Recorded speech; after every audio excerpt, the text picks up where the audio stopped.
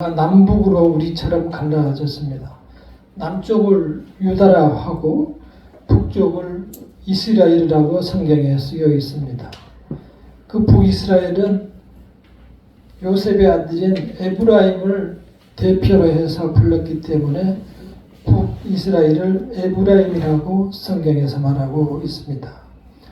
지금 이 말씀을 주실 때는 북이스라엘의 19대 마지막 왕 호세아 왕일 때입니다. 공교롭게 이 말씀을 주시는 선지자도 호세아 선지자입니다. 이스라엘 백성은 아브라함 때부터 해서 시작된 믿음의 후손들이었습니다.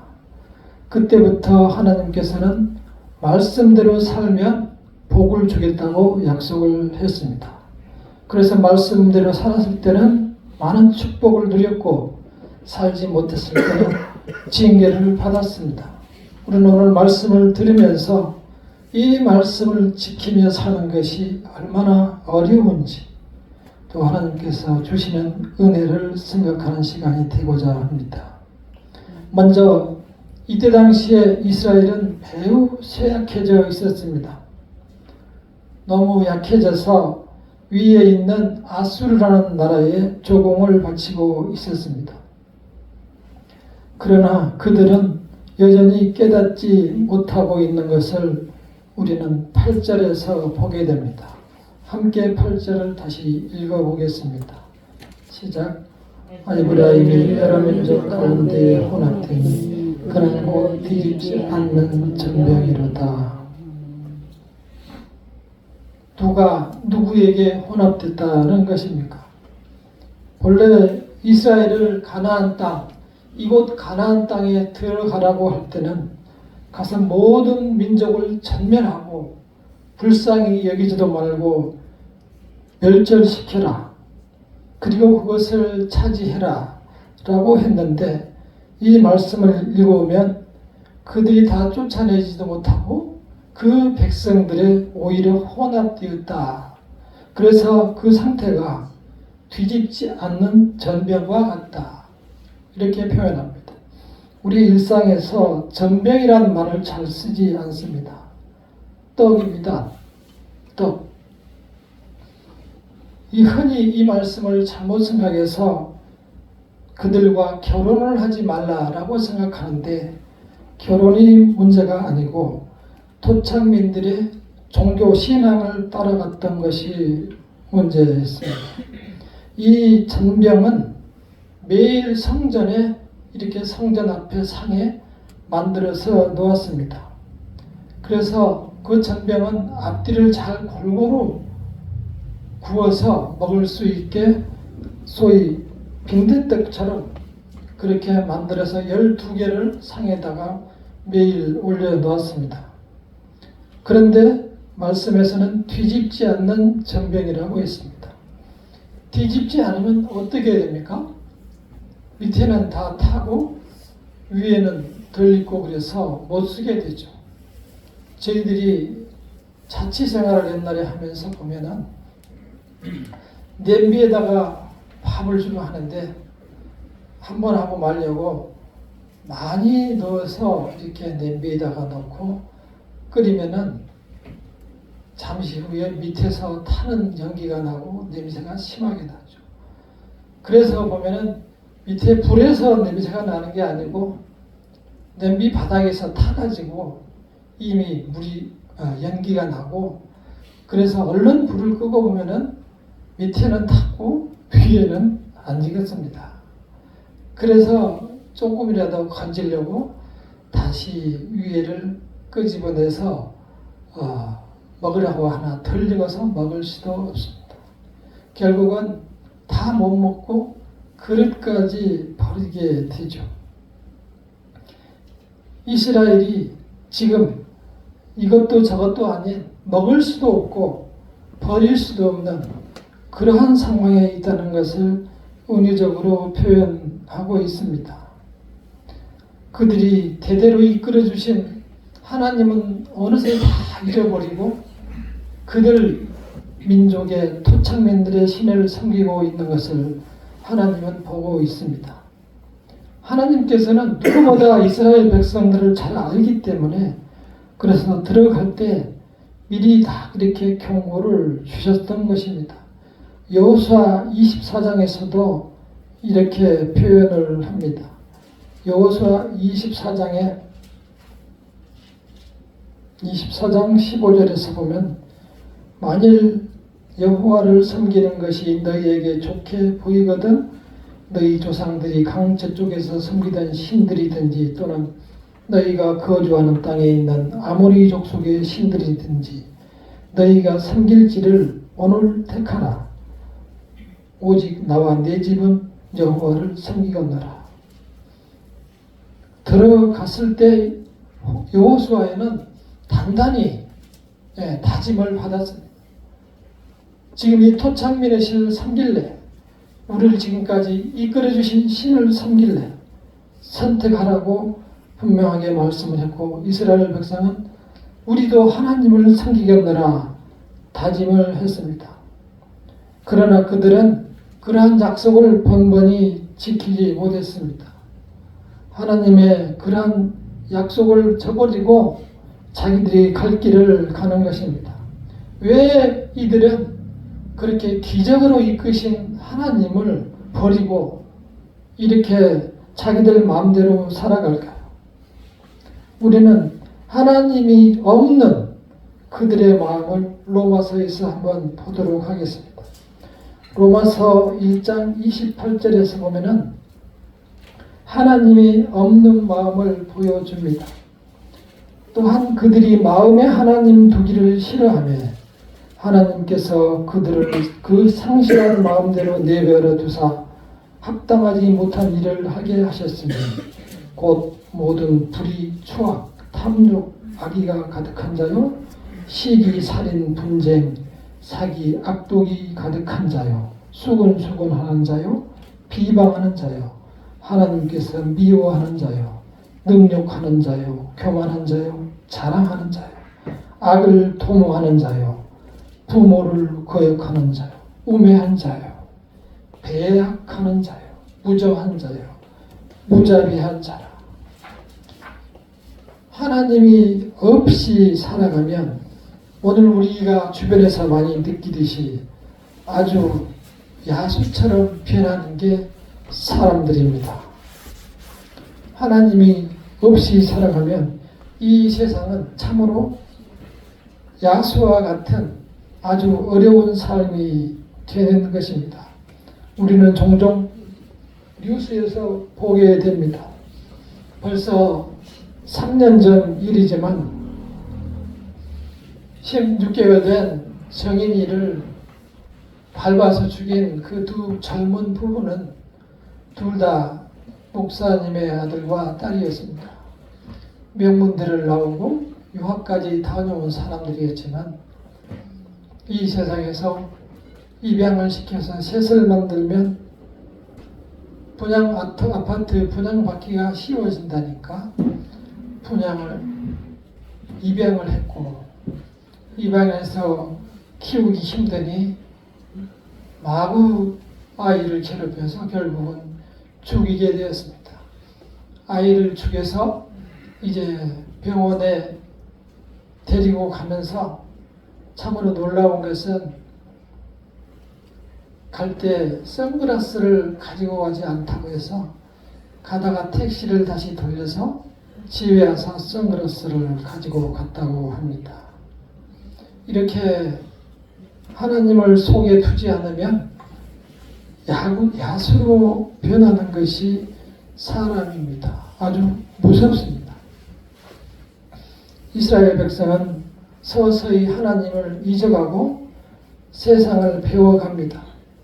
지금 읽었던 것처럼 나라는 바람 앞에 등불처럼 이제 곧 넘어가기 직전입니다.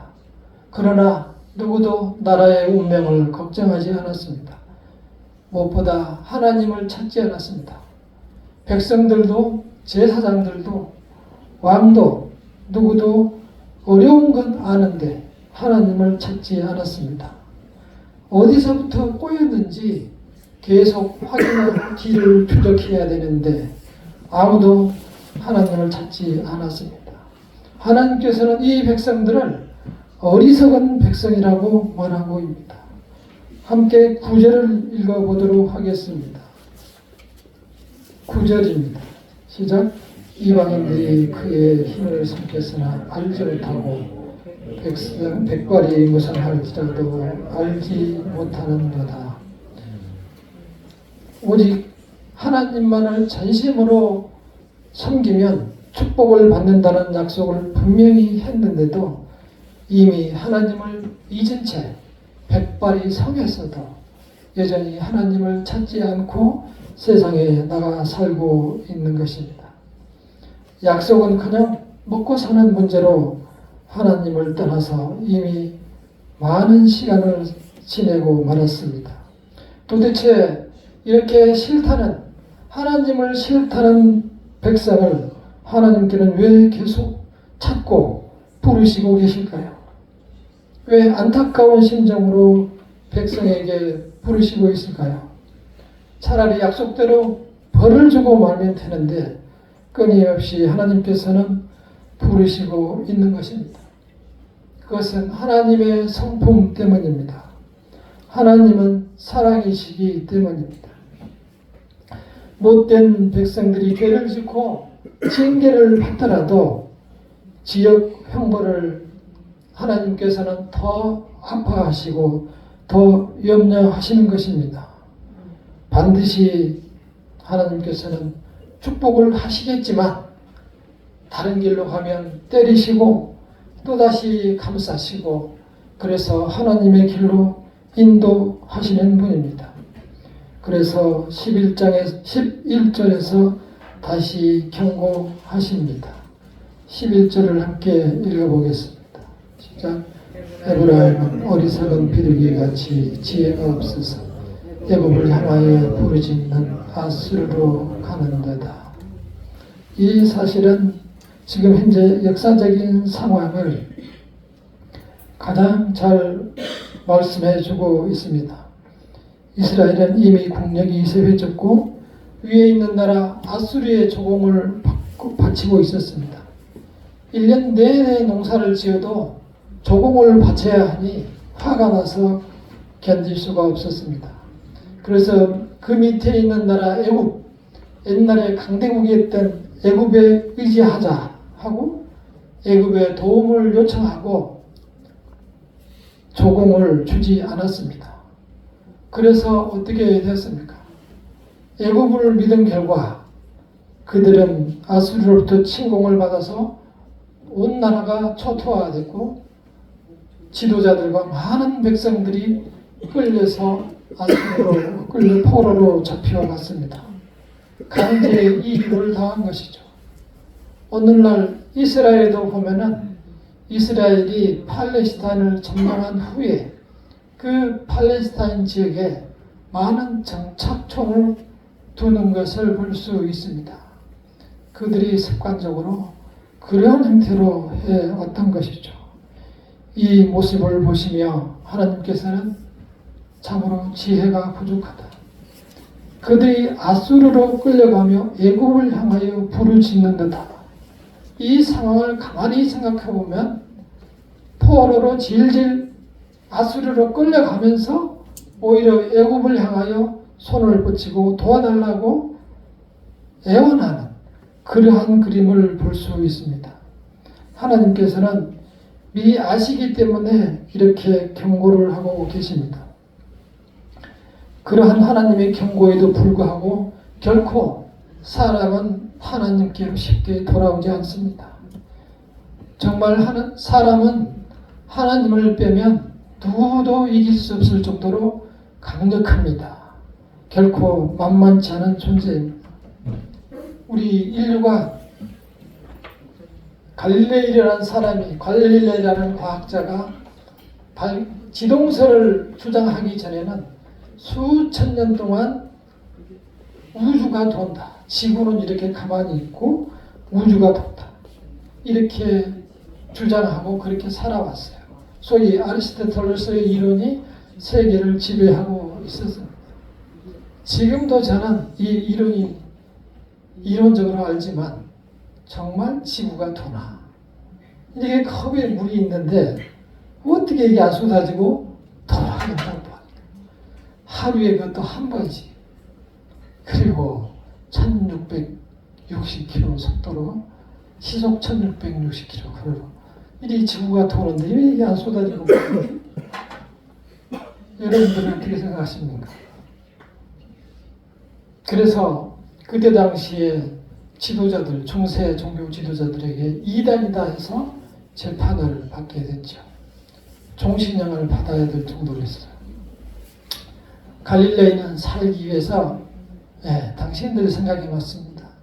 지구가 돌지 않고 우주가 돕니다. 이렇게 얘기를 하고 나와서 한 말씀이 뭐예요? 그래도 지구는 덥다. 그 얘기를 했다고 합니다.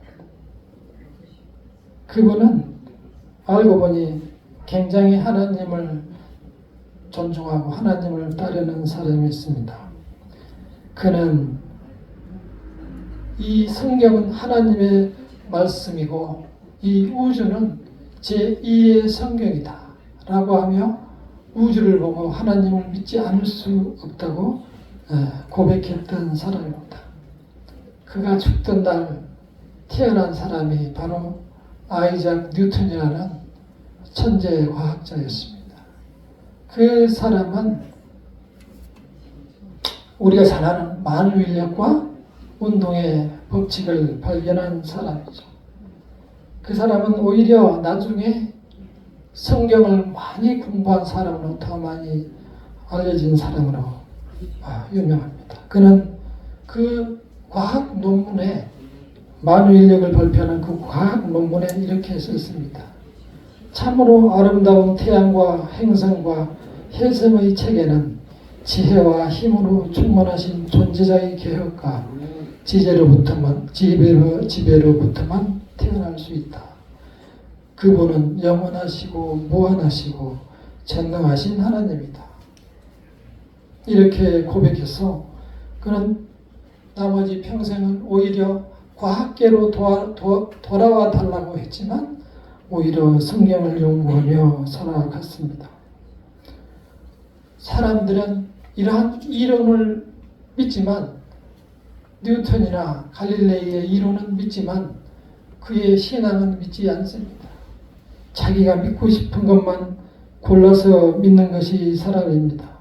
그래서 사람을 하나님께로 돌리기가 매우 어려운 것입니다.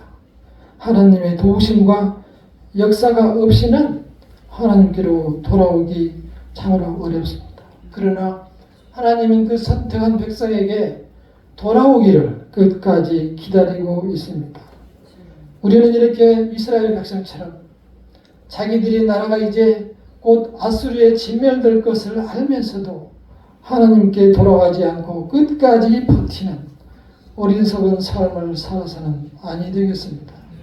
내 인생의 문제가 꼬일 때, 나로서는 도저히 방법이 없을 때, 세상에 좋은 의술로도 안 될 때, 있는 돈으로도 해결이 안 될 때, 백과 권력으로 안 될 때, 우리는 하나님을 바라보아야 합니다.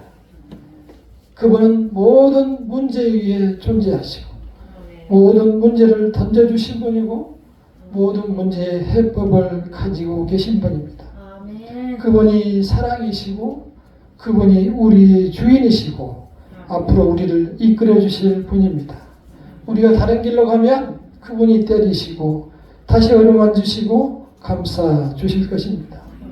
절체절명의 순간에 우리를 부르시고 기다리시는 그분을 바라보시기를 바랍니다. 함께 14절을 읽어보겠습니다. 14절입니다. 시작. 성심으로 나를 부르지 아니하였으며 오직 침상에서 슬피 부르짖으며 곡식과 새 포도주로 놀며 모이며 나를 만족하는도다. 아주 힘들게 이제 침상에 누워서 엉엉 우는 거예요. 내 인생이 왜 이렇게 꼬여있고 내가 이렇게 힘드는가. 그렇게 이스라엘 백성은 울지만 하나님은 찾지 않았습니다. 그게 인간의 모습입니다. 아주 강력합니다. 그리고 앞으로는 뭘 먹고 살지? 먹고 살 것을 걱정하고 있습니다. 인생을 하나님을 떠난 인생의 모습입니다. 그들은 결국 나라가 짓밟히고 그 왕 후로 이스라엘은 완전히 아수르에 점령되어 사라지고 맙니다. 결국 그들이 가장 힘들 때 누구를 찾아야 했을까요? 그들은 가장 어려울 때 애굽의 조롱거리가 되고 말았습니다. 애굽을 의지했지만 그 애굽은 끌려가는 이스라엘을 보며 그렇게 됐군요. 안 됐군요. 다음에는 잘 한번 해봅시다. 바이짜이지안 하면서 떠나갔습니다. 인간이 할 수 있는 일은, 인간에 대한 믿음은 거기까지입니다. 위험할 때는 인간은 먼저 자기 자신을 돌보고 도움이 되지 않으면 누구도 돕지 못합니다. 그것이 인간의 한계입니다. 이를 바라보신 하나님의 마음이 13절에 나와 있는 말씀입니다. 화 있을진저 패망할진저. 이렇게 나와 있는 것은 화를 준다, 패망을 주겠다 이런 뜻이 아니고 이제 다시 한번 생각해보라는 하나님의 탄식의 말씀입니다. 화를 당할 것이냐? 이렇게 패망을 할 것이냐? 하나님께 다시 돌아오라는 것입니다. 이 하나님의 부르심을 들을 수 있는 길을 가져야 합니다. 여전히 백발이 무성하지만 세상에 머리박고 하나님을 바라보지 못하는 완고한 백성이, 이스라엘 백성이 되어서는 안 됩니다. 우리가 하나님께 마음을 열고 그분의 부르심에 귀를 기울여야 합니다. 우리가 세상에 살아갑니다. 혼합되어서 살아갑니다. 우리도 때로는 까마득히 하나님의 자녀라는 신분을 잊어버리고 세상을 살아갑니다. 세상은 우리를 부를 때 나를 따르라 하고 부르지 않습니다. 우리가 가장 좋아하는 욕심의 정력으로 우리를 부릅니다. 우리가 살다 보니 그럴 수 있지 라고 말하는 것은 상당히 넘어간 것입니다. 돌이키기 힘듭니다. 우리가 경고를 받았을 때 하나님의 음성을 들으시기를 바랍니다. 거울 속에서 때로 흰머리를 발견합니다. 흰머리를 발견하면 나이 들었다는 것을 생각하지 않고 미장원에 가서 염색을 해야 되겠다. 그래서 염색을 하고 다시 힘을 얻어서 아직 쓸만하구나. 나가서 세상에서 마구 놀면서 하나님은 다시 잊어버립니다. 그러한 세상이 계속 되느냐는 겁니다. 한 번쯤 우리는 그러한 상황을 접할 때 나는 하나님의 사람으로 쓸만한가? 세상 사람으로 쓸만한가? 생각할 수 있는 여지를 가지시기를 바랍니다. 사람들이 왜 만유인력은 믿고 뉴턴의 신앙은 믿지 않을까요?